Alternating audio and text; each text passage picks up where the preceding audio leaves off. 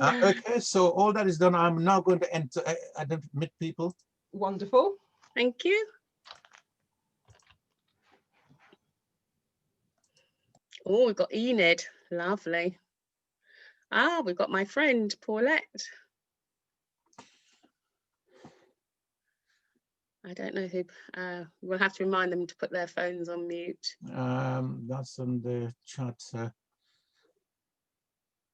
Hello, everyone so far. Welcome. I can see Diane E. I'm not too sure who that is. Pearline, welcome. Enid, welcome. Paulette, welcome. And Luther, if that's you, welcome too. I have invited a few people, so you might get a few names that you don't recognize. Okay. Well, it's going to be a sellout, is it? Yeah. We are having loads of people women coming are coming on board. quick and fast now. So Hey. I'm just looking to see if I see this.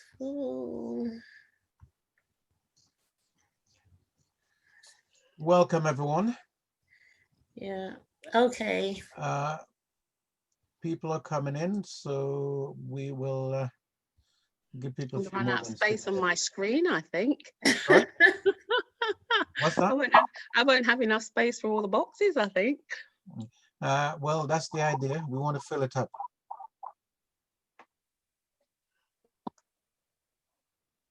Marilyn, was it okay, the stuff down the side? Down the side. Where I've got your name. Oh yes, that's fine. I just had a quick it's just on my iPad, so it's a little bit small, but I can read it. Okay, well, I've got my iPad as well, so cool. Thick and fast. Yeah, people are coming in. And we may well have an international audience today, never mind Facebook Live, but I've invited some people from. Oh my word! Okay. Yeah, I was just speaking to my cousin in Washington, so I told her. She says, "Oh, send me the link. I'll join." Okay. So I should let you all know that we are on Facebook Live and the session is being recorded. So if, for example, you don't want your face to be shown on Facebook, you might want to keep your camera off. Well, certainly if you are speaking, it's likely that you will see your face on Facebook if the camera comes on you and you have your camera on. If you're like me, I don't mind people seeing my ugly face. I better go and comb my hair then. You caught me in my dressing gown yesterday. I didn't expect you to ask me to speak. Okay, so as I say, we are live. After admitting this next person, I think we should kick off. Because we know, someone else is coming in. Well, we've got a good, it looks like it's going to be a good session. But apart from myself and Luther, if he's there, it looks like it's all women. Yes. Yes. I recognize Valerie there. Yeah, and you will recognize the who's coming in. Hi, good to see you. Usually I'm mute. I mean, I will be going mute, I'm afraid, but I will be listening. Okay. And I should say to everybody again that we are on Facebook Live, so you will be broadcast worldwide.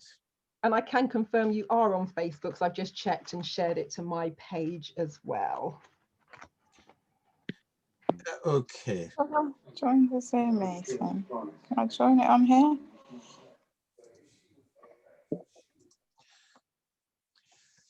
Okay, I have muted everyone, so you, Zora, you will need to unmute when I finish, because I see we were having some feedback.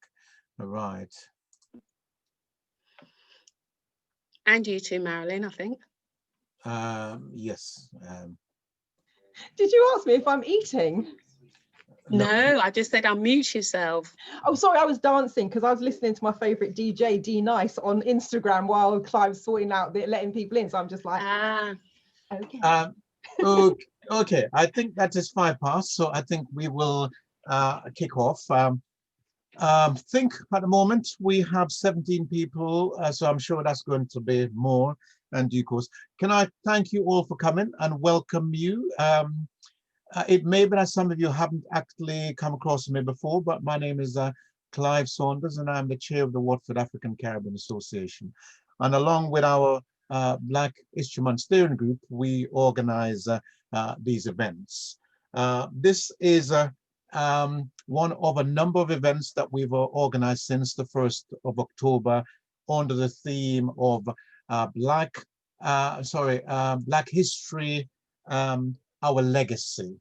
We started on the 1st of October, but I should also say to you at this point in time that we accept and we've acknowledged at the very outset that, as you all know on this call, Black history is permanent, it's forever, it doesn't just take place in October. So our plans are going forward, and we hope you'll all be a part of this journey, that we're going to be having a number of continuing activities. Up to last night, for example, we had it identified that we probably need to look at how do we engage with parents more around the issue of education. So we'll be looking at doing some of those things alongside there's a certain group and the association as a whole. And we mentioned last night the issue of the village and how important that is, and we're all part of that village, and I hope we're all going to be part of that journey. Tonight, though, our focus is actually going to be on the menopause. And as such, I'm not going to, you'll be pleased to hear, be in the front line of this conversation tonight. I'm quickly going to be in the background, which is the right place for me to be all the time anyway. That's not been the case. So tonight, your facilitator primarily is going to be Ms. Zora Johnson, who is, I think you can probably see her picture very much highlighted there. Zora is a member of our steering group, and she's also going to be having her co-host is going to be Marilyn. And of course, if you've been on any of these calls before, you know that Marilyn is not only one of our steering group members, but actually has been ever present and has done a brilliant job so far. And I'm sure that will continue with Zora tonight. So just in terms of Zora, who is facilitating this session, I've known her for quite a long time. We have largely a brilliant relationship when she doesn't upset me.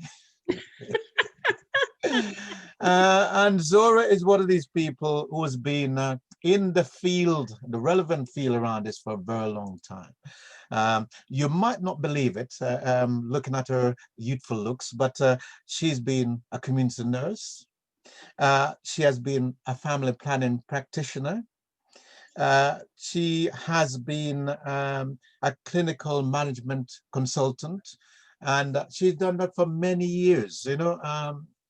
So she's going to share some of those experiences and knowledge that she's gained over that period with you tonight. But she's also written an online course designed to support the empowerment of women transitioning through the perimenopausal period, i.e. the period of time leading up to what we know as the menopause.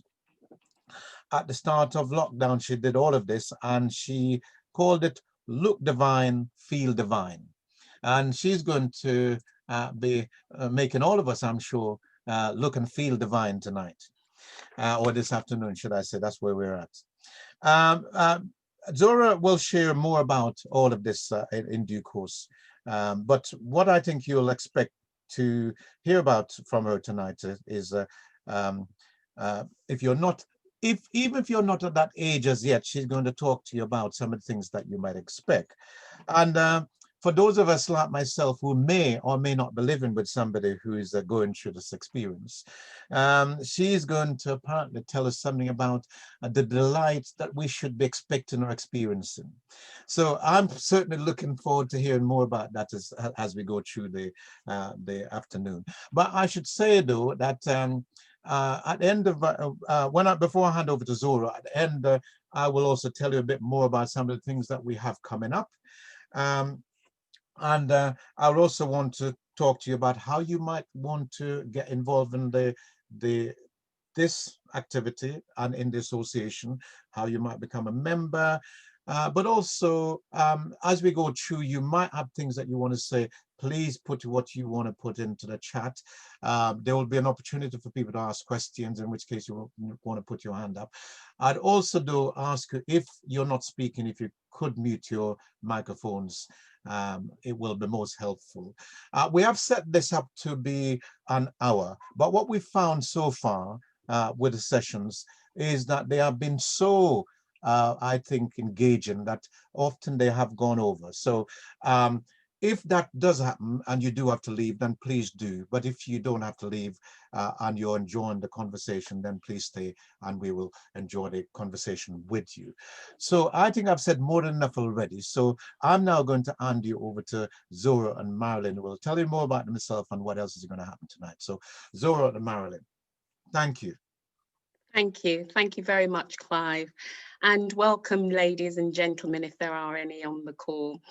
As Clive has said, my name is Zora Johnson and I have an extensive clinical history, both in a practical capacity and in a managerial capacity that has spanned something like 36 years now. Lockdown came in March and I think we were all forced to stay indoors, and for me it was a moment of creativity. We were locked in, we were held hostage quite literally, and I thought, well, what a blessing. I can do some of the things I've wanted to do for a long time, but I've just not had the time or the energy or the focus or ability to do it. So this was one of the things that really meant quite a lot to me, and because I was working in different capacities all over the country as a clinical educator, it was brilliant for me to be able to focus, see what I could give back and do something that I really wanted to enjoy. The menopause or the perimenopause for some women is a period leading up to the menopause where quite often we experience a whole host of symptoms. And that is because our bodies are depleting because the childbearing years are over and we're born with a certain amount of eggs in our bodies. And as those eggs deplete, and these eggs produce estrogen, progesterone and testosterone, they create a whole set of experiences or symptoms in women which cause a tremendous amount of disruption. And what I felt at the time was there was nowhere to go, no one to speak to, and certainly I felt very alone in my experience. And I really wanted to get my mojo back, and I felt that there must be other women out there who felt like me, who back in the day could cope and deal with everything and absolutely anything that was thrown at them. And at the time, I felt a bit like an emotional wreck. I was embarrassed, actually. And in one job that I'd secured a couple of years ago, I actually was given the sack after the probationary period, because I simply wasn't stacking up, and I certainly wasn't the woman that I was once. So anyway, some of the I just want to give you some of the statistics around the menopause. The reason why I did it was because I wanted to bring the debate out into the open. I really felt that this hush-hush attitude around the menopause, we really needed to start talking about it as women much more out in the open and really lift the lid on some of the symptoms that women were experiencing. Because we women, we form at least 50% of the current population, And out of that 50% of 67 million people, a further 50% of us are over 50. And in my mind, that is a significant capture or portion of the population of women in that age group who are suffering quite severe symptoms. I really also felt that the menopause was like the elephant in the room, and for many women, we just didn't have ways of expressing the way that we felt. I talked about lifting the culture of embarrassment, and I really wanted to find ways and solutions around how we together could lift the lid on some symptoms that were almost debilitating for some women. In terms of the symptoms, and I know many of you will agree with me, and my co-host Marilyn, I'm hoping he'll come back in a moment, but at the time in the perimenopausal period, I was experiencing hot flushes, and they had started in my late 40s. And to be honest with you, I'm now 58, and at the time I couldn't believe that a hot flush was associated with the menopause. I simply refused to believe that I was at that stage in my life. I was also waking up at night frequently and using the bathroom. I was suffering with severe mood swings. My periods were becoming more and more irregular. I started to experience a lot of self-doubt and worry, lack of confidence. What I found quite alarming was I was getting a lot of brain fog. My ability to do things in a sharp, systematic, organized way was failing. I was forgetting what I was doing. I remember on one occasion I put my laptop down by my car and reversed over it, and all of these sort of things, and I was really getting frustrated with myself. The other thing that really upset me was I was beginning to put on a lot of weight. I was suffering with a lot of pain in my bones, and I became hypertensive. I went to my doctor, and he was just literally just saying, well, it's just one of those things, you know, you expect to get this at your age. And for me, simply that wasn't good enough. I'd like to bring in Marilyn at this stage, and for Marilyn just to share some of her experiences. How have you coped in the perimenopausal period?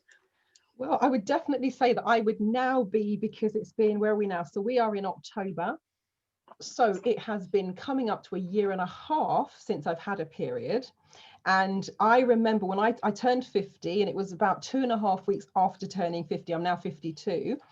And I'm sitting, I'm lying in bed. It's the middle of the day. And suddenly it was like somebody had thrown a bucket of water over me.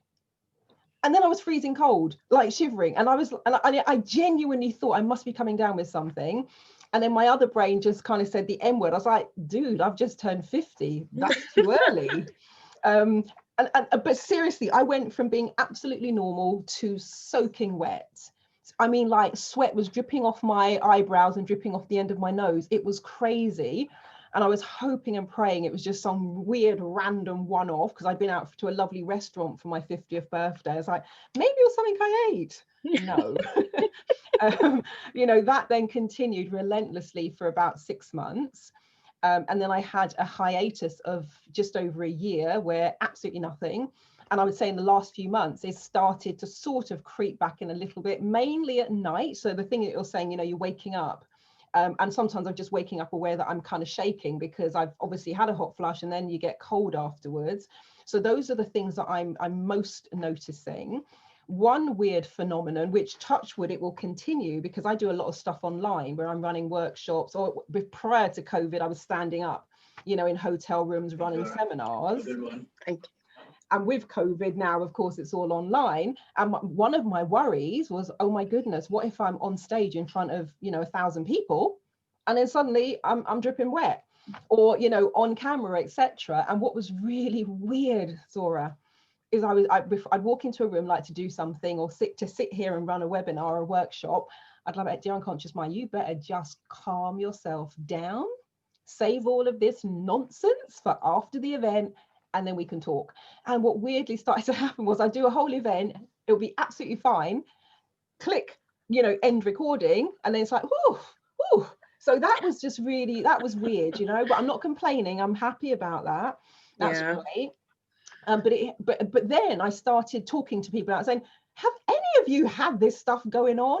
And that is when people started to come out of the woodwork and admit that. And one friend, which really broke my heart, she said, oh, that's why you haven't seen me for the last few years. I says, what do you mean? She says, well, it's so embarrassing that she just started not going to social events and started stepping out of social life. And I think that is hugely sad. And that's why then I started blabbing about it wherever I could, because you know, telling a lot of my male friends as well, I'm like, look, it's like the gates of some massive furnace have opened up inside of you, and it's like some sort of internal combustion going on. It is, yeah. You know, so that's been my experience thus far. Right. Well, I'm hoping that that's where it will end. And I would encourage any of the listeners to, in the audience, to put their experience in the chat box as well, because it'll be very interesting to know what you're experiencing. In terms of the hot flushes, again, they are a response to the body's inability to manufacture estrogen, progesterone, and testosterone. And the key thing is that in women, we don't have the ability to replace it. For many women, they've been on the contraceptive pill for many, many years leading up to the perimenopausal period. And suddenly they're advised to come off it because of the risk of cancers to the breast or to the uterus. And when they come off it, they then find that they are actually experiencing natural periods or irregular periods. And coupled with that, and the hot flushes, which can range in the level of intensity and frequency. I mean, I can tell you myself, my experience of hot flushes, they started off several years ago very mildly. And at the beginning of the year, they became more intense. And it got to the point where literally water was running off me. And I'm a little bit like you. I have to stand up in front of an audience of learners and students. And I was literally fanning myself. I had a flannel. I was toweling myself down. And they kept saying, Miss, are you okay? Are you okay? And it was just so embarrassing. It's so embarrassing. I was changing my underwear halfway through the day and virtually wringing it out because it was so wet. And literally I got to a point 2.5 months ago and I started a new role. And I said to my GP, this is ridiculous. I simply cannot go on like this. I cannot continue getting up 4 times during the night. I've got to perform. Sometimes I have a journey of over 100 miles to travel in order to train. I get there, I'm absolutely exhausted because I've been up all night using the bathroom. I'm having to change my underwear. All my makeup has completely run off and I'm a wreck. And the thing he said to me is, you know, in the beginning, he said, oh, I can't because there are too many underlying medical risks.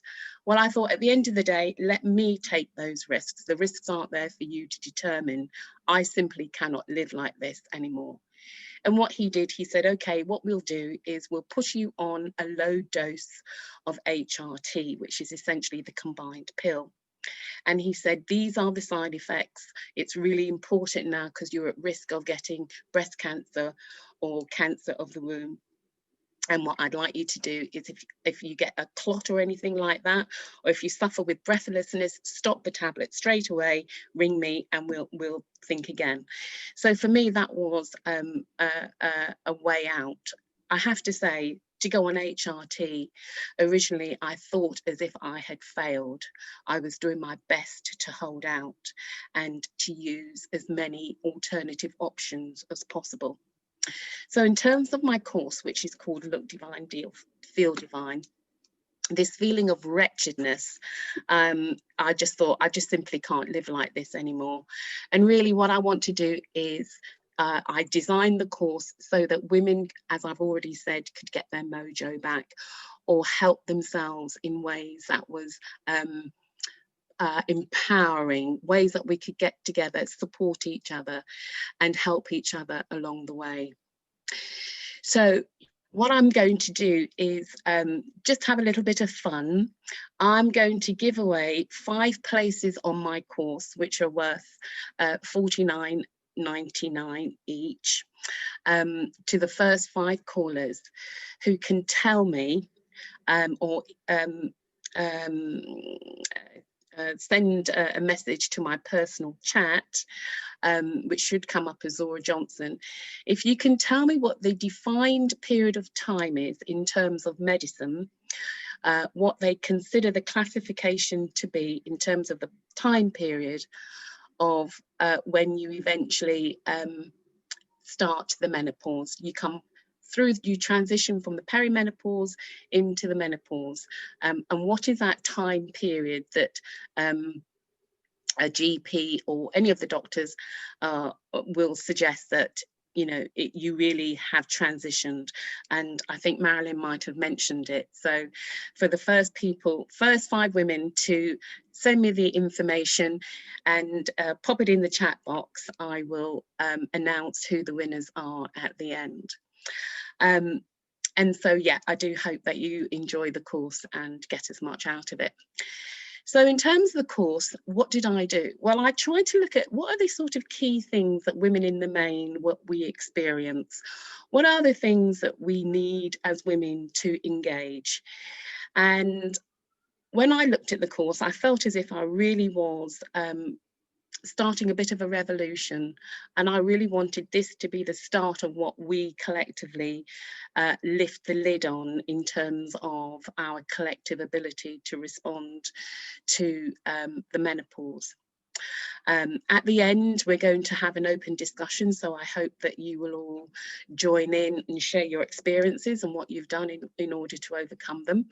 But in terms of Look Divine, Feel Divine, I split the course into 6 modules. In the first module, basically, I wanted us to look at ourselves as women. I wanted us to examine where we were in terms of how we saw our bodies, to really to start the process of self-love. We change, our bodies change over a period of time, and that's a natural phenomenon. But some of us really struggle with where we're at and what we see when we look in the mirror. And so for me, this is a start of the process of learning to love yourself again. There are ways that you can boost your self-esteem, and I've got a few confidence tricks for what you can do in order to boost your self-esteem. I think it's really important to manage your mental health and to be aware that there is support out there. So if you feel yourself slipping into a depression, it's really, really important that you seek help. This module encourages you to do that. There's also what I have put in there are some personal self goals that you can set yourself, realistic ones. It's really important that if you set yourself little mini goals, if you aim to achieve them, it's really, really important that you stick.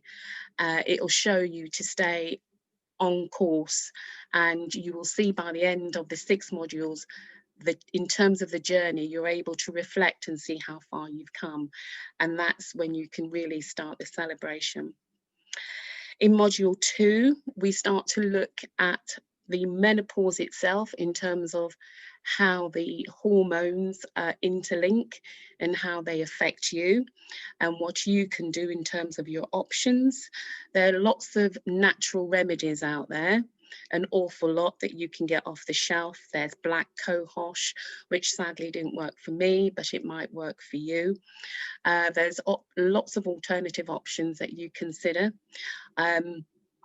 I would also suggest that you start to look at your lifestyle in terms of how you can incorporate exercise and look at your diet as well, and that is all dealt with in module 2.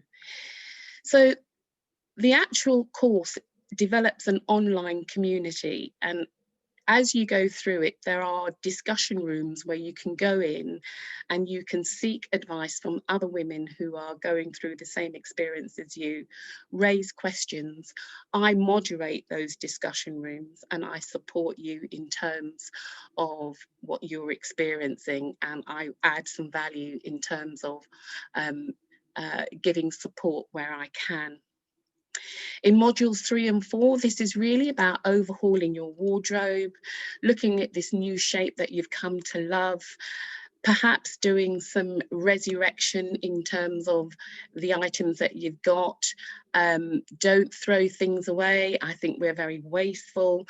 If you can find yourself a seamstress who can put in a gusset under the arm, let out the seams, I think it's really important to think about recycling what's in your wardrobe and really having some fun, celebrating the body that you're in. We're not teenagers anymore. We need to love our curves and our love handles and really to embrace where we are. But I think sometimes it's you open your wardrobe and you think, what the hell can I wear? There's nothing in here that fits anymore. I can reassure you that I've got quite a number of items where I've taken a couple of inches off the hem and I've let the seams out down the side of my dress, and I've just popped a little gusset in there because I thought I'd be damned if I'm going to spend another 70-80 pounds on an item here. And yeah, I got in there a couple of years ago, but that item just simply doesn't fit anymore. So that's modules 3 and 4. In module 5, what I've done is lift the lid on skincare, and I've opened the debate on greying.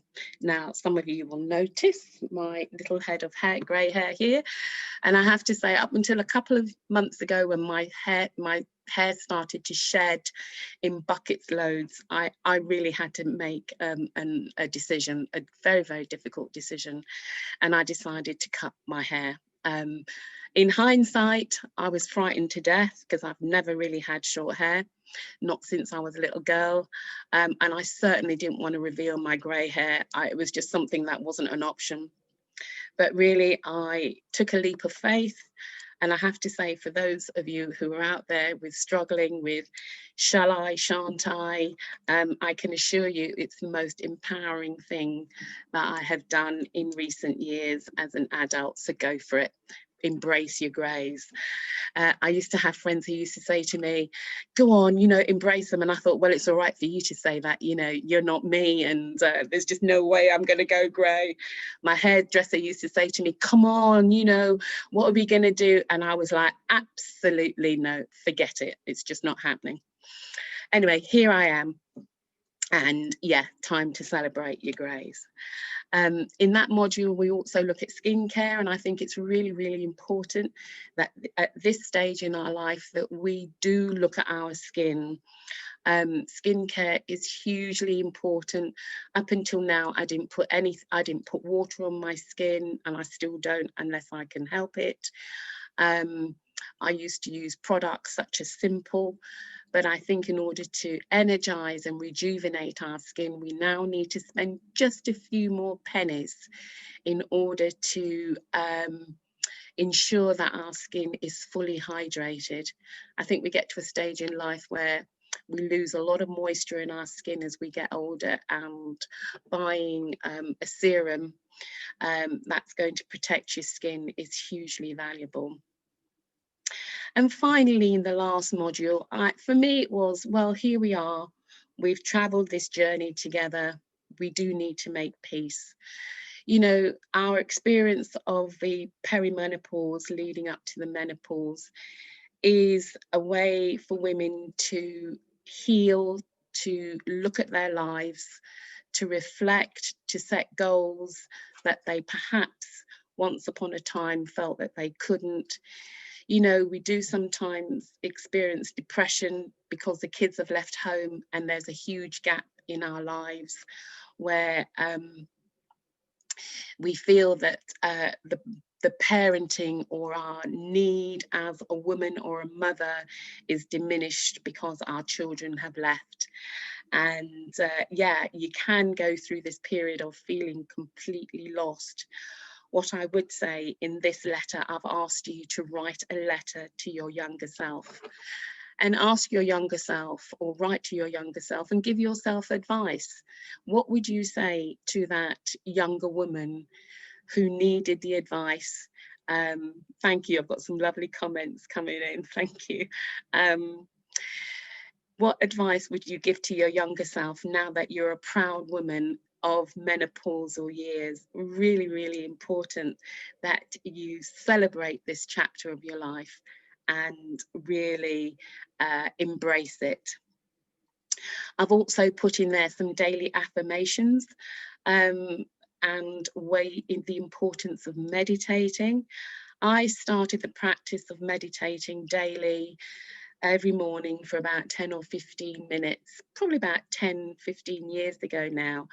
And I have to say, it forms part of my regular morning routine, and I simply couldn't be without it.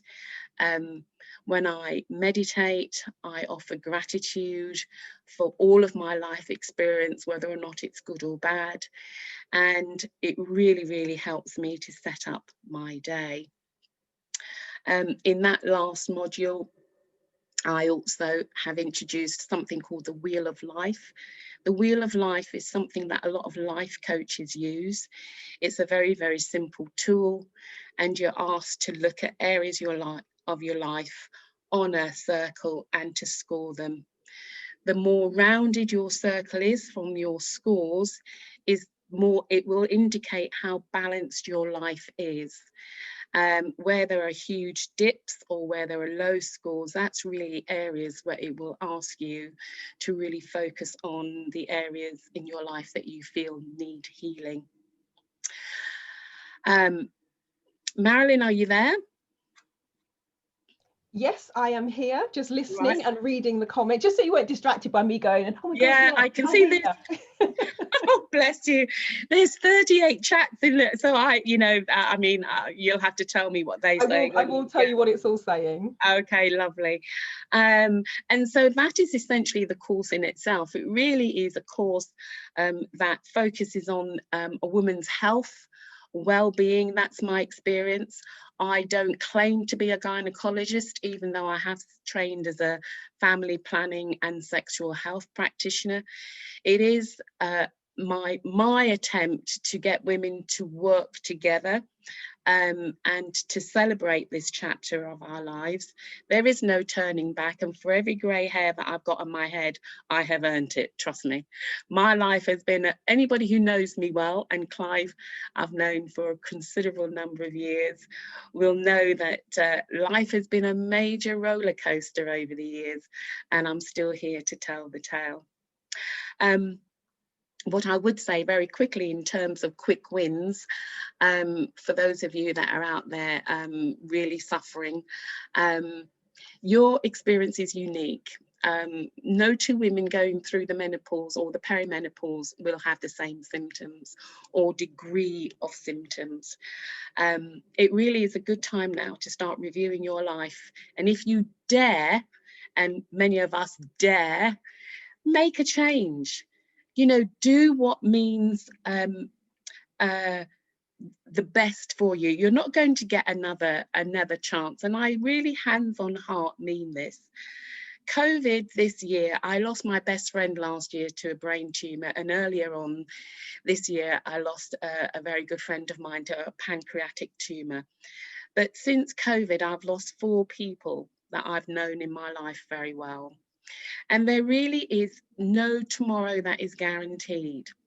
And I think the thing is that we can become very fearful and lose a lot of our confidence as women of a certain years. But I would challenge and dare you to take the step to do what is do what you've ever wanted to do that takes you out of your comfort zone. Dare to make decisions, difficult decisions that are right for you. I talked about meditating, and we all have a light. We all have an inner light that shines within each and every one of us. And really, this is your chance to make that light shine. Because this is a temporary period. And whilst it feels like it's going on forever and ever and ever, amen, when the next hot flush, you think, is this the last one? Really, in some communities and in some cultures, menopausal women are seen as individuals who bring wisdom to the community. They become the matriarchal and the head of the tribe or the group. And really it is a position of huge respect to actually get to that stage where you're able to mentor, counsel and support the younger folk coming through is really something to be championed. In terms of your hot flushes, what I would say if they're becoming problematic, what I would recommend that you do is note the frequency and the intensity and the type of hot flushes. For some women, it's just a hot key that is turned on and it just feels like a searing heat. Marilyn, did you call it a volcano, like an eruption? Yeah, it was seriously, it was like a furnace. The first time I experienced it, it was like, that was hot. But what I think stunned me was then going automatically to cold. That just didn't make sense. And I remember laughing at the memes on social media where there's a woman in a bikini walking down the street in the snow, pushing a fan, and suddenly it all made perfect sense. I'm like, okay. Right. Okay, I got it now. Yeah. But not everybody experiences that. And I think, you know, typically with the menopause, we all associate the menopause with hot flushes. But not every woman necessarily gets it. And not every woman gets it with the intensity that you or I mean, you had a short spell, but mine has been going since my late 40s, which it has actually, my perimenopausal period has been almost 10 years. And I couldn't actually define whether or not I was in menopause because I had a coil in and the coil stopped me from bleeding. So I wasn't sure, apart from the symptoms that I was getting, whether or not I was menopausal or not. But what I would say for women is, if it becomes problematic, start keeping a diary. Take your diary to your doctor or a homeopath and look at ways that you can overcome some of the symptoms. It may well be what you're wearing. I would definitely recommend moving away from man-made fabrics to much more natural fabrics if you can, in terms of the things that you wear. I would also recommend that you go to your boss if it's becoming problematic around the brain fog and you being able to concentrate. Have a word. The menopause is now covered under the Disability Act and under the Management of Health and Safety at Work Act. And it's really, really important that if you are not performing to your maximum, that you know that you are protected, that there should be no performance management issues that arise out of you possibly not performing as a result of the menopause. And it's really, really important that you acknowledge that. It's also important not to beat yourself up. You know, accept where you are. It is a period in time that will transition. It's not going to be like this. I guarantee you, in a year from today, your whole experience is going to be different. And it's a little bit like childbirth. You know, for those of you, or you know, I'm assuming that most of us are women on the call. When I had my first son, it was very, very traumatic. I have to say, I've never experienced pain like it, and I've never experienced pain since. But I then went on to have my second boy 2 years after that, so the pain couldn't have been that bad. And I smile now on reflection because my boys are in their 30s. But that intensity of that pain, it never leaves you. All I will reassure you is that you will smile when you come through all this, and it will just be, you will just recognize it as a chapter in your life that you managed to survive, and now you moved on. Okay. In terms of weight gain, ladies, there's nothing there's no magic pill. You just got to get moving. That's the long and short of it. I mean, COVID has meant that we've had more restrictions than we would normally have. But, you know, we've got to get moving. As a people and as a race, sadly, we don't move enough. I've had relationships where I have had men in my life who are keen walkers, and I'm not talking about strolling around a shopping centre. I am talking about, we are talking about Snowdon here. We are talking about going across the Yorkshire moors, We are talking about walking for days in silence, just walking. And I mean, that is a bit of an extreme, but what I would say is find a buddy, do a lot of walk and talking. You know, as women, we relate, share your experiences when you're walking. Find a route that's 10 or 15 minutes. Do it first thing in the morning if you need to. Do it after dinner, but we've got to get moving. There is simply nothing else that we can do in terms of boosting our energy. When you walk, you raise your metabolic rate. If you raise your metabolic rate, you're burning energy in your cells, and that is ultimately going to lead to you losing weight. All right. So that's great. And it's great for your mental health. I mean, you know, we need to stay stimulated, we need to stay on point, and we need to stay sharp as women getting together. When it comes to diet, I would recommend that perhaps that might need a bit of an overhaul. I've recently done some work on myself, and I've decided that actually, because of COVID, I'm eating much more than I would normally, and I've pulled my meals back down to 1 a day. And can you believe I've dropped pounds and I'm not feeling hungry? I'm having one good meal with a pudding in the evening or some fruit, something light, but I'm dropping pounds. I was walking around with a belly that was sitting on the top of my thighs. Can you believe it? 2 weeks ago, I thought, this is just not happening. I've got to do something about this. And I made a slight adjustment that works. I don't feel hungry, but it works.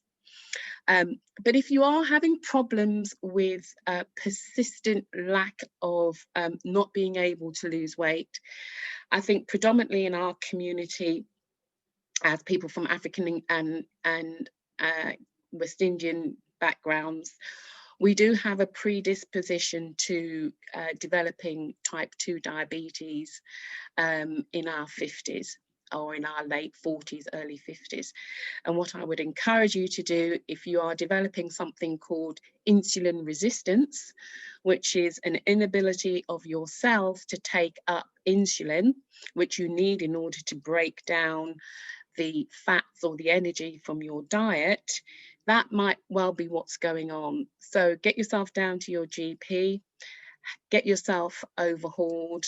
It may well be that you've got low thyroid function. It may well be that you've got something that I had, which is called excessive prolactin production.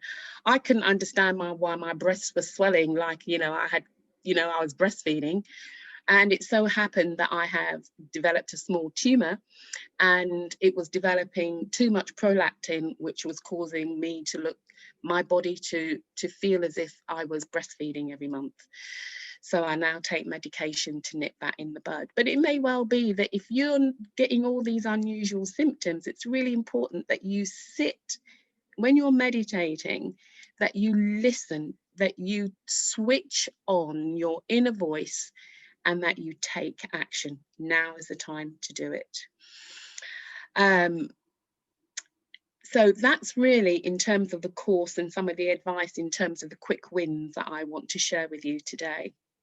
I'm hoping that I've got 5 keen ladies who've answered. There's 46 messages in the chat, which is probably the largest amount of feedback that we've had. But in the next sort of few minutes before we close, what I would like is to open the doors and just listen to your experiences. And if you've got any questions that you feel that either Marilyn or myself, I don't know where Clive is, he might be in the background, but I think what we need to remember as women, that we are the center in terms of the universe for a lot of our loved ones. When we start to lose it, the impact on our family, loved ones and friends, it just has a ripple effect. Marilyn often talks about her drop, the pebble in the ocean, and the ripple effect that it has in terms of those people that we love around us. And it's really, really important that we're mindful of that. Many of us are in relationships, and it's important that we support those relationships as best as we can. If they're damaging, we need to have the conviction that we get out of them if it's not serving us in the way that we would like. And yeah, my role, I believe, I've got to a stage in life where I believe it's about serving my community. It's about giving back. It's been a rocky road leading up to where I'm at, but really I'm in such a good place that if I can serve the community of women that I work with, that are good friends of mine, family members, it's really about how can I give back in the best way that the Almighty has given me the skills to do. So yeah, I'll be happy to answer any questions that anyone's got. That is wonderful, Zora. And before we go to questions, I'll read some of them for you from the chat in a moment. I was looking at the symptoms that you had listed, and what's really weird is I had many of these symptoms in my early 20s. Wow. Because I was unfortunately at the hands of a very overzealous and what my mum would call hard ears doctor, who completely destroyed my thyroid gland. And so I went from a size 8 to a size 16 pretty much overnight. Wow. I went comb over bald and lost all of my hair. My skin was decimated. I mean, blackheads, whiteheads, welts, all over, and eczema, you name it, I had it on. I was constipated all of the time. And because I was already very quiet and shy, my confidence and self-esteem literally went down the pan. And so by the time I hit 32 in September 2000, that's when I contemplated suicide. And it just so happens in October 2000, I stumbled into personal development, and the rest, as they say, is history. So in the context of today's conversation, once we've had the discussion about menopause, etc., I may just say a few words at the end of that. In that, you know, I've been a coach and what I call multidisciplinary therapist for the past 20 years. And what's also really weird about, you know, you talk about the brain fog. I was diagnosed with what was thought to be early onset Alzheimer's in my 20s. And literally, if you could say something to me, if I didn't write it down straight away, gone forever. And, you know, so when I read about brain fog several years later, I was like, oh my God, this is what I've been going through. This is what I've been suffering. And so it was such a blessed relief to discover something that just turned all of that around.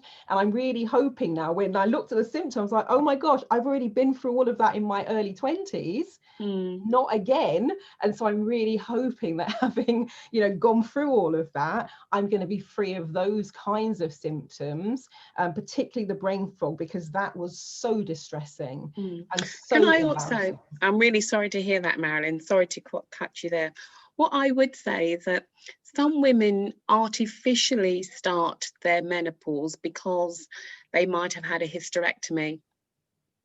If you are having those sort of discussions with a consultant or your GP and they're recommending that that's what treatment that you need, the best treatment that you need going forward, I would say, if they have to take your womb, they have to take your womb for disease purposes or whatever. That's the best decision that they will, outcome that they will offer you.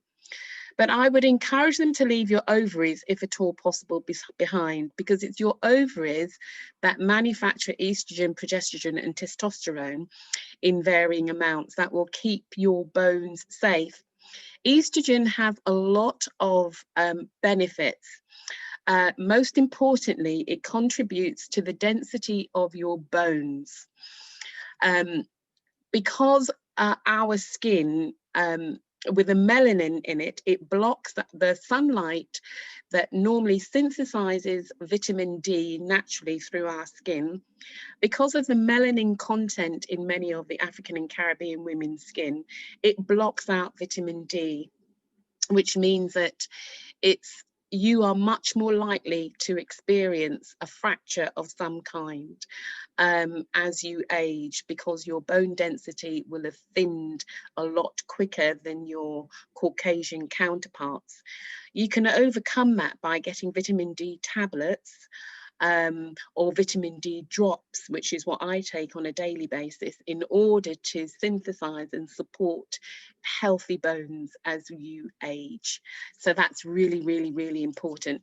And it also contributes to positive cognitive function. When I say cognitive, that's your ability to make decisions and assimilate information in ways that are meaningful to you.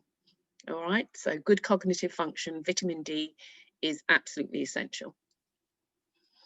Fantastic. So I'm going to go through first and pull out some of the questions, and then later on, once you've answered the questions, Right. we'll come back to the comments. But Okay. one of the first questions someone was asking, they can't take somebody can't take HRT, and also someone else is asking, is there a natural alternative to HRT? Yeah. Well, lots of women can't take HRT because of the estrogen content, but they are often eligible to take progesterone, which is another of the hormones that we produce naturally. Estrogen has a propensity to cause a lot of clotting, whereas progesterone will support the body without causing the clotting.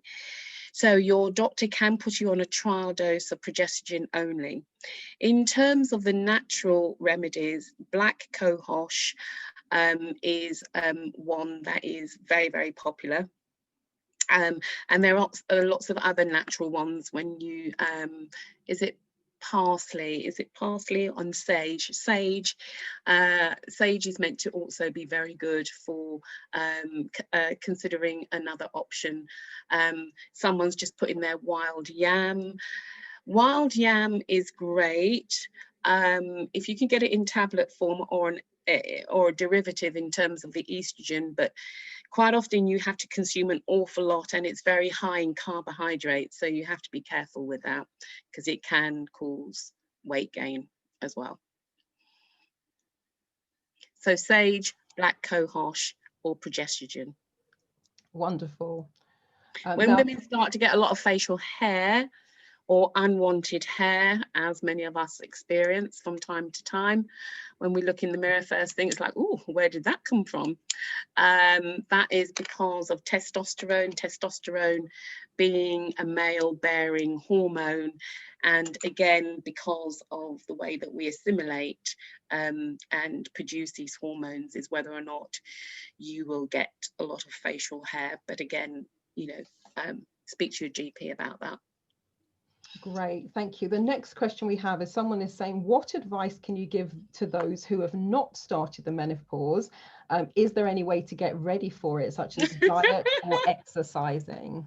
Right. Well, God, if I knew that, I'd be a millionaire. I wouldn't be having this conversation. That's true, for sure. But I think in terms of preparation, brilliant. I mean, there aren't many women out there who are willing to do that. I think it's about educating yourself and knowing what the signs and symptoms are. When it caught me in my late 40s, it caught me by surprise. And I was like, what the heck? You know, this can't be that time in my life already. I simply refused to believe it. In the same way, when my doctor showed me an x-ray of my knees, I thought it looked like an 80-year-old woman's knees. And when I was getting extraordinary pain, you know, he was listing me for knee replacements. And I was just like, I'm simply not having it. I simply shouldn't be in that position at my age. And I went away and I did some research and I looked at the medication that I was having, played around with the doses. And I thought, you know, it's got to be, nothing else in my life has changed apart from the fact that I'm taking this very strong medication for my hypertension. When I got one of my pharmaceutical books out and I did my own research, I realized that the medication for hypertension, whilst it was bringing my blood pressure down, it was altering my blood chemistry, and that the deposits from the byproducts of that medication was settling in my bones and causing secondary pain. The moment I reduced the dose so that I now take it on alternate days rather than every day, and I've reduced the dose myself whilst I monitor my own blood pressure, the pain has gone completely. So there are ways around it, but you really do need to take your health in your own hands. Absolutely. And someone else has suggested St. John's wort as something to take, and yoga as something to do. And also this is they haven't put it as a question, it's been more of a statement, but it's come up several times. So I don't know if you just wanted to speak to this one briefly. People have talked about their libido and their sex life. So I don't know if you want to speak to that. Yeah, I forgot to mention that that's in module 5. And yes, the libido, big topic on sex. A lot of women get to this stage in life and just think, thank God I'm menopausal, I don't have to do that anymore. But there's also a group of women who feel that, you know, this is their second spring. The kids have left home, they can whiz around half naked, celebrate these new bodies that they've come to love and adore. And yes, it is a depletion of estrogen that's caused the lining of the vagina to dry. And with the exception of in terms of HRT, which will bring your libido back up artificially, if you're not taking anything and you're finding that your libido and just the desire to have sex is really not on the cards, you have to go back to the drawing board. You need to share your concerns with your partner. Hopefully you've got an understanding partner. If you are incredibly dry down below, you do need to take lubricants. You do need to have a tube of something by the bed. It doesn't have to be expensive. It can be just a tube of ordinary lubricant that someone would use for younger children. Often when we're putting in suppositories and things, you just have a cheap tube of lubricant. But yes, it's about doing the things. It's about buying sexy underwear. It's about having that time for foreplay. It's about having time for each other. You almost have to start the dating game again and think about, what did I do back in the day when I was, you know, had that size 8 figure like you, Marilyn. I don't think many of us have been a size 8, but yeah, you have to play the game. It is about speaking with your partner, asking them to just take time with you, be sensitive to your needs. You take time with yourself, and it might be that you do things together that turn you on. You know, it's a very personal experience, sex, and you know, as you get even older, you will get something called atrophy. So if those parts of your body are not being used or stimulated, they will essentially shrivel and just become worthless. But we are sexual beings, no matter how old we are. And it doesn't have to be penetrative sex. It could be just stroking or doing things that are very romantic. But it's really for you to get to some understanding with your partner and reintroduce the things that really turned you on or made you feel special when you were actively sexually active once upon a time ago. And don't get embarrassed by it. Lots of women, you know, I don't get undressed in front of my husband. You know, it's like, well, where do you get undressed? You know, we always have sex with the lights off. You know, he's never seen me with the light on. Well, you know, you need to kind of get to grips with who you are. You know, you are amazing. So just grab the confidence, turn the side light on if you need to, and experiment. That's what we do. Wonderful. And there was another comment, and then it sparked a question in amongst the chat where someone was saying they're 80, as in 80, and they still have a flannel by the pillow because they're still waking up with the pillow soaking wet. And somebody else said, oh my goodness, when does menopause end if you're still suffering at 80? So what are your thoughts about that one? Yeah, that's pretty unusual. At 80, you certainly should have said goodbye to the anxieties that most women no longer have in their mid or early 50s. I would say there's something going on in your cerebral cortex. You might, like I did, it was purely by chance. I said to my doctor, my breasts really should not be swelling at this level, and I showed her the bras that I was wearing 6 months before, and she said, whoa, what's happened there? Why are your breasts so big? And I said, I don't know. Why the hell? You tell me. And she sent me off for a brain scan or a blood test. The blood test then led on to a brain scan, and it showed that I had a small tumor. It's not growing, it's not malignant, but it's sitting in the master aspect of my pituitary gland. So it's giving signals to my body every month that I'm pregnant. And when you're pregnant and your body's getting ready to create a baby, your breasts start to bring in the milk in preparation for feeding that baby. In my case, that baby doesn't exist, thank God. But yes, I think there's something else going on there, and that needs an investigation. Okay, and there were lots of comments about your hair and how fabulous it is. So, you know, and I, of course, I don't know you any other way, so I actually can't imagine your hair any different than it is now, because when we first met a few months ago, that's what your hair's been like, and it's lovely. Interesting. So I know from having gone, you know, I had to do a #1 buzz cut with mine and just shave it all off, like, so I just looked like, it was like a man. People who didn't know me just, of course, didn't think anything of it, and they actually thought it was quite powerful and quite brave and a statement. I'm like, it wasn't a statement. I was devastated and very embarrassed. But then it's like when people know you a particular way, they just have no idea. So I knew the perception of my hair was all my perception, and how much power I had attached to it, and how much I'd seen it as so much part of, which it is part of our identity. But a lot of the time it is an internal perception thing as well, because I'm like, I didn't even know you had long hair. Do you know, I can't even imagine that now, because it's just gorgeous the way it is. So there've been, you know, lots of comments about that in the chat as well. People saying it's really great when you have got a supportive partner, a husband, as you were saying, and also saying more awareness needs to be raised about the way menopause impacts on us. And I did notice someone saying that their mother, when they think back, their mother never even spoke about the menopause. So I know it's one of those things. I've seen someone else saying, yes, that is the most taboo part, when they're talking about the sex and libido. But I know for myself, it really hadn't ever really anywhere, even with girlfriends, come up in conversation until then I started talking about it and going, what's going on? How is it you're all not saying anything? And it was that thing. It's kind of people trying to, I think we women in the main try to be brave, and the symptoms that they're experiencing, they're almost embarrassed by.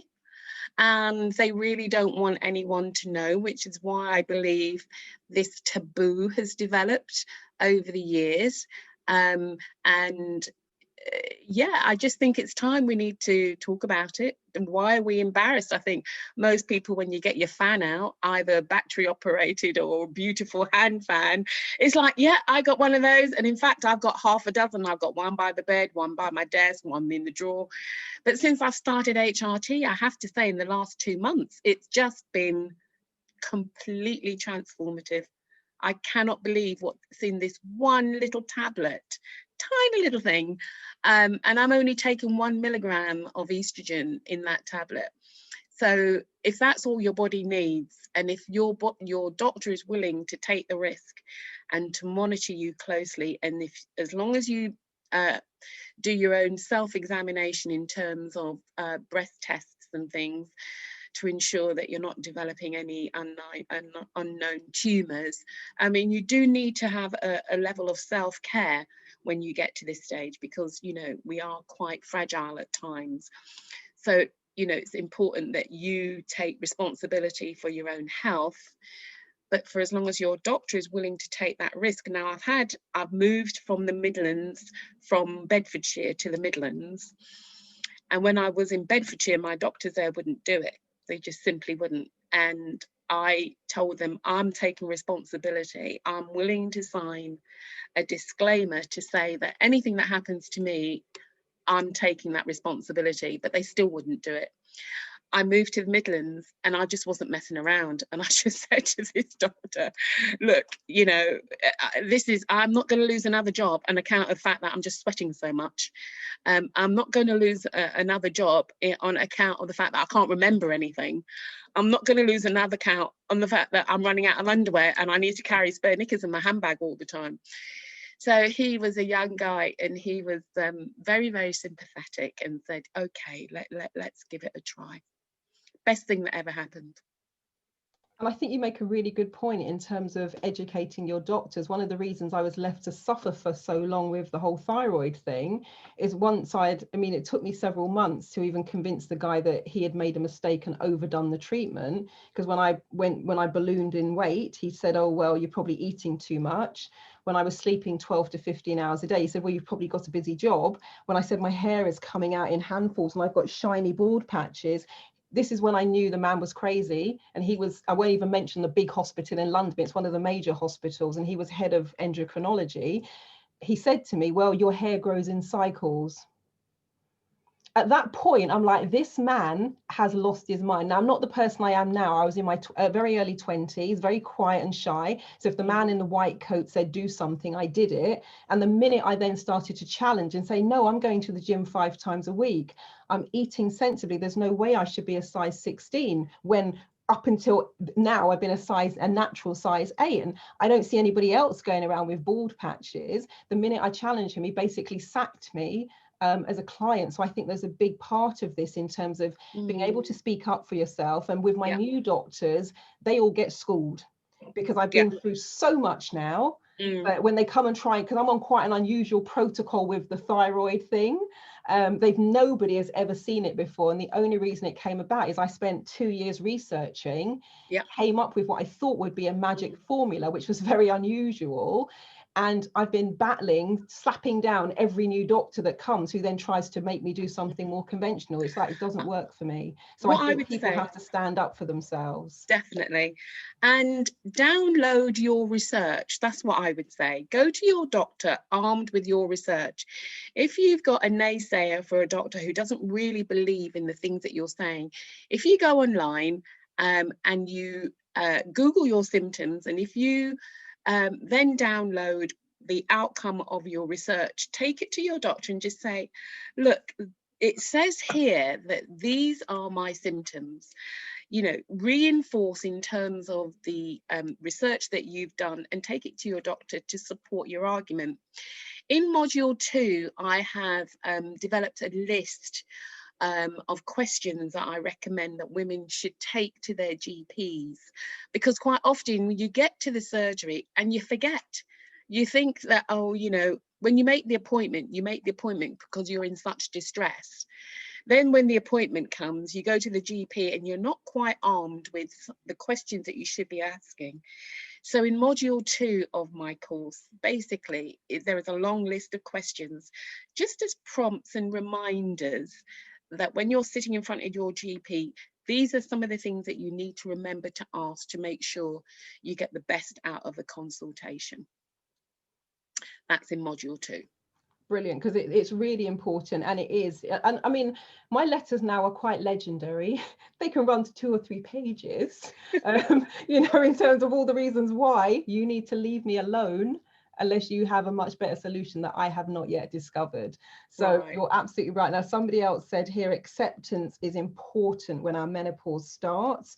They said, I embraced it and talked about it, and our men also need to be aware of the likely impact on the relationship. Very much so. And that's really, the course takes you on a full cycle. It takes you from really understanding, where am I at now? What do I need to do? What's available to me? Women really want quick wins. They just want the whole damn thing to stop. It's very difficult to give anyone an answer, sadly, because for some women, you do need to run the course, however long that course is. The lady who's in her 80s, that's unacceptable. There's something else going on there, and an investigation needs to be had. And if I was your GP, I would be giving you a full MOT and looking at all aspects of your physiological state, just to see what's going on. Is it worth opening the lines up so we can listen to some women's experiences? In the short I mean, they've been very chatty in the chat. It's just, I can tell. And I don't know, if anybody wanted to come on. And also, while we're seeing if anybody's going to come on, someone else says, my partner came with me to the GP. He's very understanding most of the time. Brackets, the rest of the time I could kill him, close brackets. And he's read up on it too. And another says, I agree. My husband says, when I talk about it, we are going through the menopause. So she's not going through it alone. Her partner and her are on a journey, which I think is lovely. Yeah, that's really inspiring, because it can be a very lonely time for some women. You talked about mothers and generations before. I have to say that my mother I knew she was going through it. She had me quite late. She was in her early 40s. So by the time I was in my teens, she was quite unbearable, I have to say.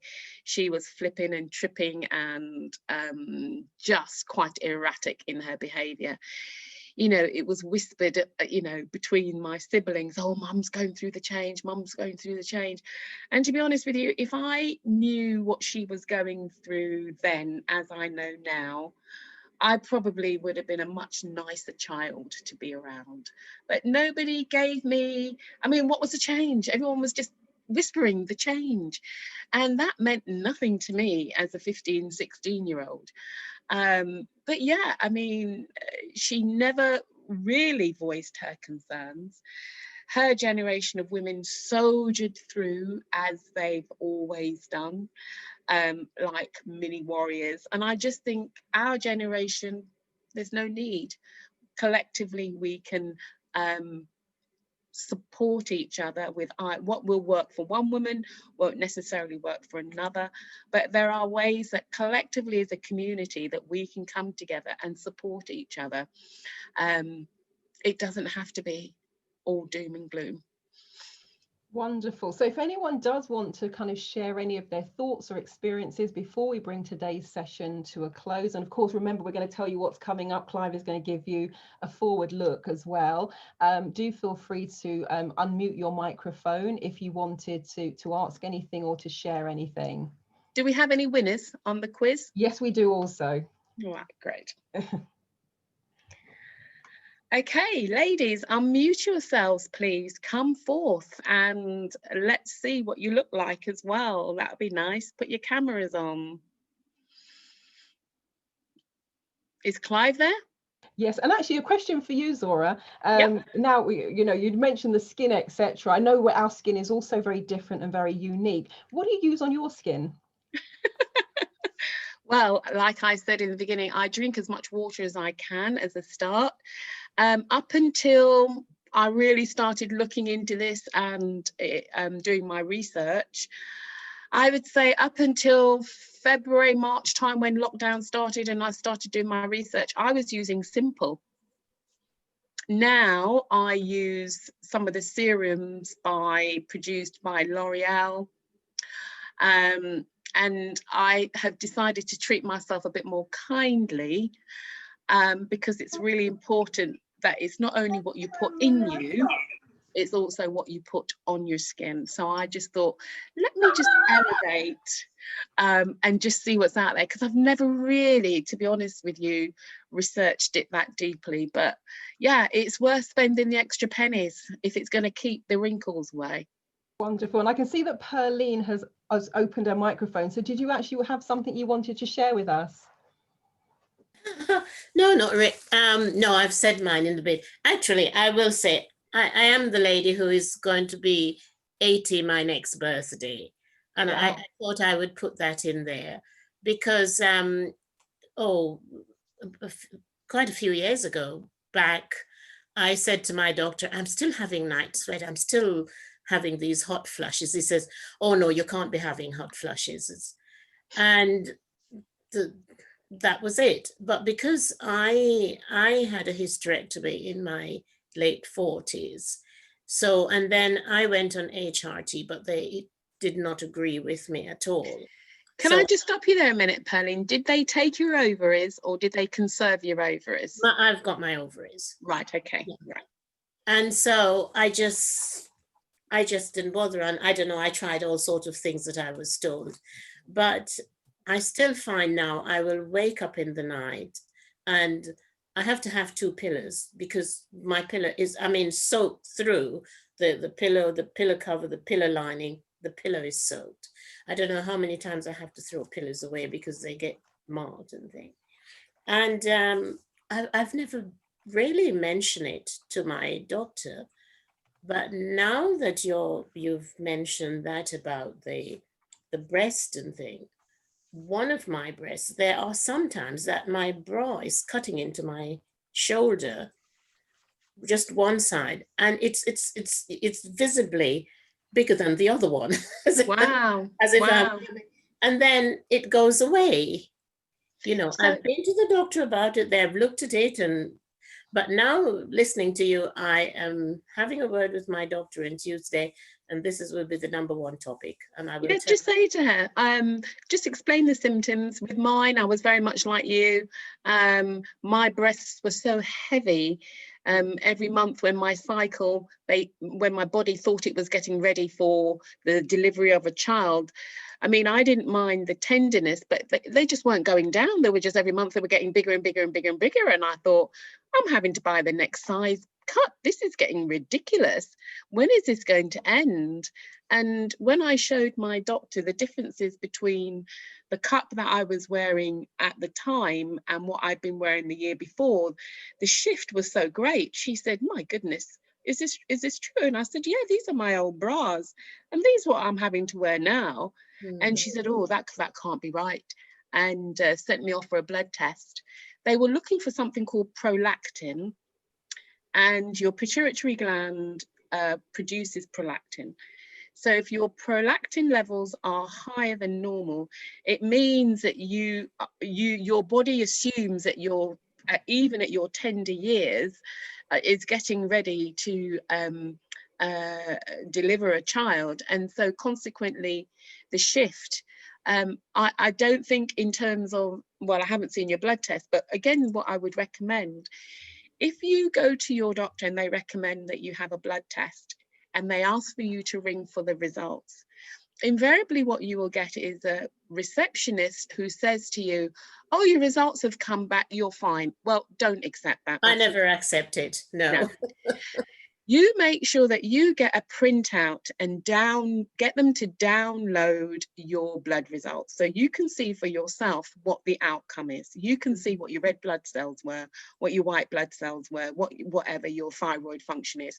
Because quite often receptionists aren't trained to analyze your blood results, but they will tell you, oh, everything's fine. If when you get your results, something is out of the normal range, and it will tell you on the blood results what the normal range should be, you then need to have a one-to-one with your doctor and say, can you explain to me why my blood results are out of sync and what are you going to do about it? So make sure you get a printout, go to the surgery, have a look at it yourself. If anything's out of the normal range, ring your GP back and have a chat. And what is it you said is prolactin, is it? Prolactin, yeah. Wonderful. And I'm going to just read what Eunice has said. This is for Perlin. She says, Jesus, you can't be 80. You look too young for 80. And that's exactly what I was thinking because we were talking yesterday on another event. So now when she just said that, a bit like when you said your age last week, and I was like, what did she say? It's the same. And I know there's a saying that black don't crack, and this might be two of those examples where that is actually very, very true. Just a quick question. Maybe, sorry, Marilyn, it may be that she's just not telling the truth. Yeah, I think you get to an age where you're just like upfront, yeah, this is my age, whatever. Yeah, I want to retire. Wonderful. Now, Zora, because we got 3 winners that we've got let's see, so we've got Eunice, we have got Tracy, and we have got, let's see, so we got Eunice and Tracy are the first 2, and I'll do another quick scan in terms of the competition. So right. Do you want them to email you? How do you want them to get in touch with you? Well, if they could email me directly on Zora Johnson, Zora Johnson @hotmail.com, I'll take them through the logging in process. Sorry, Zora, you did ask people to contact you privately. So did anyone come through to you privately? Because I think Marilyn wouldn't have seen those if they did. They came through to me, did they? Because there's option to contact you privately. I think everyone probably came. I mean, we've got 70 messages in the chat, so I didn't give anyone any details to contact me. No. At the bottom of the chat, there's Oh, you're talking about, did they send a personal chat message to Zora? Right, I can't see, but Zora can see. Right, okay, well, I'll have to just double check that. Just give me a second, please. So yeah, there might be 2 or 3 more lucky people in your email box. Right, okie doke. It's normally pretty easy because they're normally in red when they're the private messages. All right. I can't see a private thing on mine. Well, it may be that not everyone Mine is on has... everyone. Mine, I can't see it. Okay, that might be the case. Just 12 consecutive months. Yes, I've got Tracy. Yeah, lovely. So just give me a second. Marilyn has got that one. Yeah, I'm just seeing if there's any other.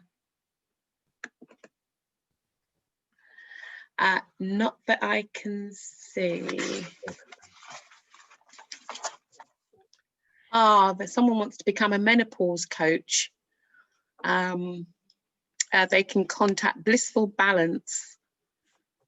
All right, okay. How long do the messages stay on this thing for? What I've done is I've done a cut and paste, so I can see we've got Eunice as well, who also had the right answer. Eunice, right, okay. Yeah. Right, let me just scroll down. I just don't want to have missed anybody. All right, Clive, are you going to tell everybody what's on forthcoming? Well, I did have a question for you myself. Oh, goodness, right. I can't do anything about sex, I'm afraid. We've done that.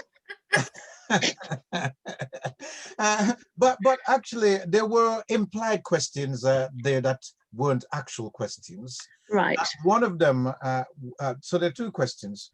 One would be, what is the advice for male partners that with their partners are going through this process? And the second one, I know somebody you talked about dryness, and somebody said, oh, I had no experience of dryness. So what is the reason why some people have dryness and some people don't?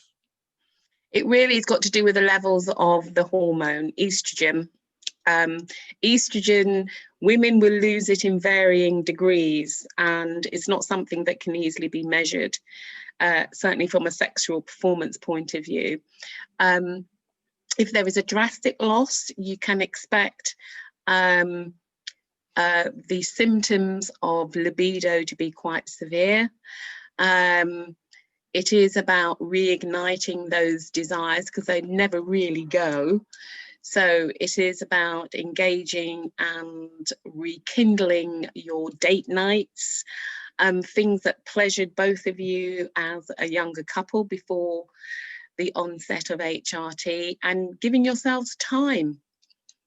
Time is often, it really shouldn't be something that is rushed. If you've got the scope for privacy, if the children have left home, it really should be a lot easier. Okay, in which case, is it over to me then?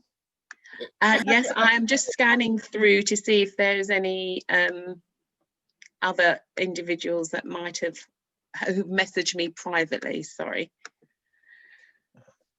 Well, I can see.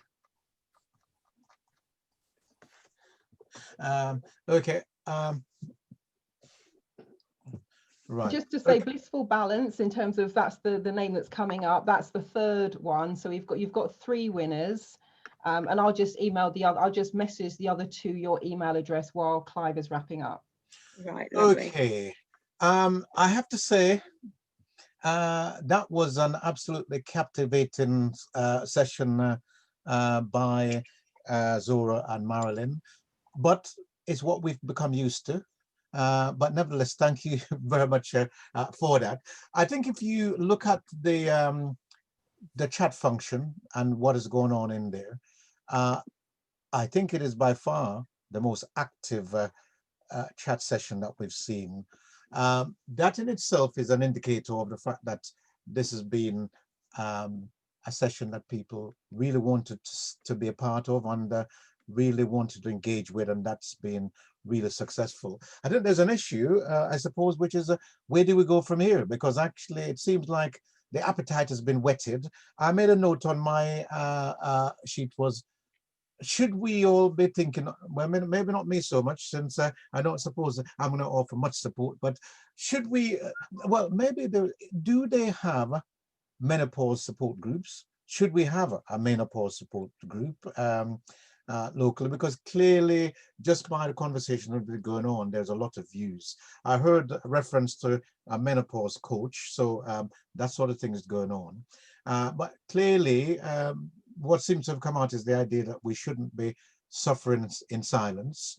You have the capacity to get support from a whole range of areas, and of course, if you are with a partner, then you've got your partner to support. I go back to a point I think Zora made quite early on, which is that you should celebrate this aspect of your life. So I think that's what's come out of this. But it'd be really helpful to have people making any comments in a chat function in relation to where do we go after this? We've had a conversation. It's really been riveting. Where do we go following this? Of course, you've got Zora's program that she's mentioned that you can sign up to. But beyond that, do we do anything? Do we come together as a community in relation to this? So thank you. I think, Clive, it is about taking it out of the closet and speaking about the experiences and the symptoms openly. Indeed. It's take away the mystery around it.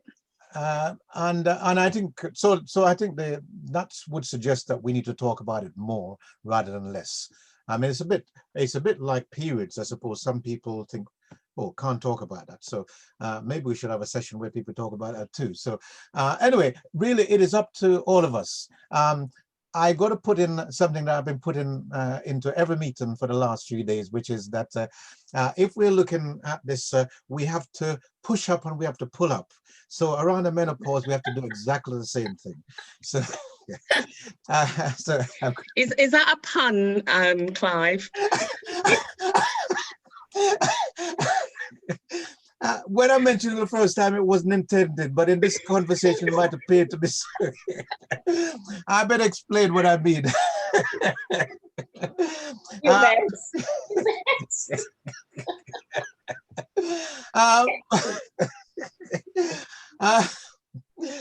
It has nothing to do with panties, I have to tell you. It is the idea that I have for a book that I have to write sometime, which is entitled Push Up and Pull Up. In other words, we must pull each other up and we must push each other up. That's all it's about. It's about us recognizing the village has to come together to lift the community. So that's where that comes from. And this really does fit into that category. So let me tell you something briefly, because I know time has moved on and we've gone beyond time. So if you've enjoyed today's session, and the rain is really coming down outside, yeah, we do have some others. And the number of the sessions are already on Facebook Live, and we're also putting them on our YouTube channel. So you can find and review these sessions there. But the next session that we're going to have, or the next thing that's coming up is, if you're not already aware of it, the Watford African Caribbean Association, which is a registered charity, has its annual general meeting on Tuesday evening from 6:30 to 7:30. We have a guest speaker who is the Director of Public Health, Hertfordshire, who is going to come and talk to us about COVID. So if you would like to be part of that and you don't already receive information, happy for you to leave your details in the chat and we will send you a link to that session.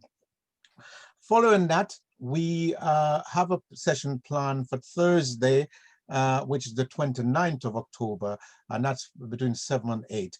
That is going to focus on young people. We want to kind of understand better the young people's perspective as far as Black Lives Matter is concerned.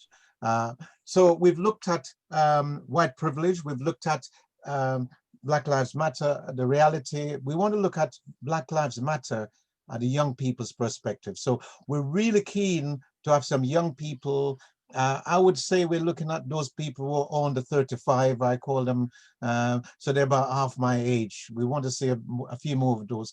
So if you are aware or have young people in your family that are within that kind of age category, please ask them to contact us. Please pass on the invite that will be circulating this evening to them, for them to be a part of that, because we really, they're our future, and we do need to ensure that their voices heard loud and clear. It'd be great to see if there was a young person who would like to be a co-host or a host for that session too. So we're really reflecting that dimension, what we're doing. Following that, on the Friday, the 30th of October, we have a session where we're going to be looking at health and social care. I'm sure on this call or in our community, in any case, people like Prolactin have been part of that area, health and social care, for many years. It's one of those areas that we have shouldered the burdens of for such a long period. And we need that to be reflected in our conversation. And particularly with COVID and the particular impact it's had on our community, we need to hear about that. So that's going to be from 7 to 8 again on Friday evening. So please come along and join that conversation. The finale is going to be on a Saturday night, the 31st. There we're going to have a quiz night. So it's going to be a fun quiz, because we know that some of us don't like quiz because we say we don't know what the answers are. Well, actually, it's going to be a fun learning situation. So we don't require you to know the answer. If you don't know the answer, you learn what the answers are. So consider it from that perspective. It's about participating and engaging. So we've also been looking at some other things that we want to do. And as I said earlier on, Black history is something that occurs all the time. And we are actually continuing our work under the banner of Black history. And maybe we'll still talk about our legacy. So we've got things like our impact on the business community, which I know Marilyn has a lot of interest in, and we all have to have an interest in. And we want to have a look at that.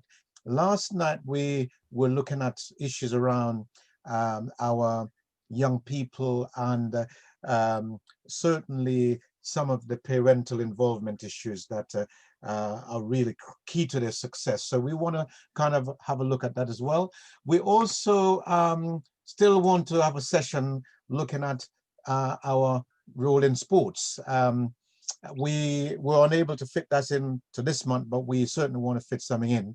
And we're looking towards the summer where we might be able to meet in the park, if nothing else. So Black history is a continuing feature of what we're wanting to do, not a one-month affair, but a permanent part of our arrangement. So if you want to be part of that village, as I said earlier on, you can always leave your details in the chat and we'll keep in touch with you.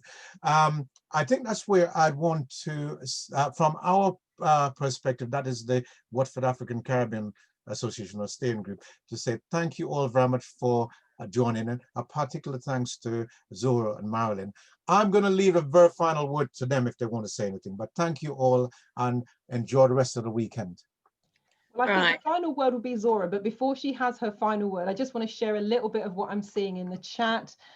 So people said, thank you for such an interesting discussion, saying it was a time well spent, great, they really enjoyed it, brilliant session, definitely need part 2, please. So really, really fantastic feedback. So thank you all for your vibrant conversation. It's just made it absolutely fantastic. Yeah, so Zora, final word to you. Right, thank you. What I would like to say is thank you for co-hosting. Thank you, Clive, for chairing. Thank you to all the ladies and gentlemen, if there are any, who've spent the time to share with each other and with myself your symptoms. And And in terms of the experience, it will pass, I reassure you.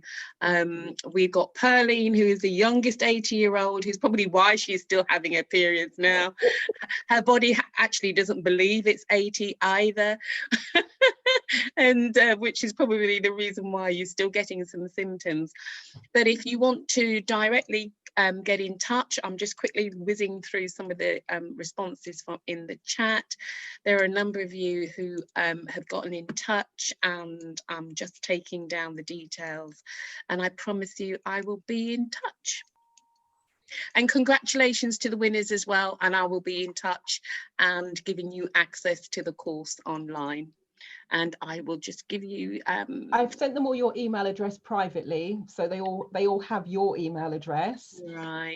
So it might be great if they could email you first, and I'll just Yeah. remind you of the names of those people via email. And a few people Clive wanted to be on the list, so I'll email you their No, email I've address. I've already collected three Oh, brilliant, email you've done it. addresses, That's great. already. Fantastic.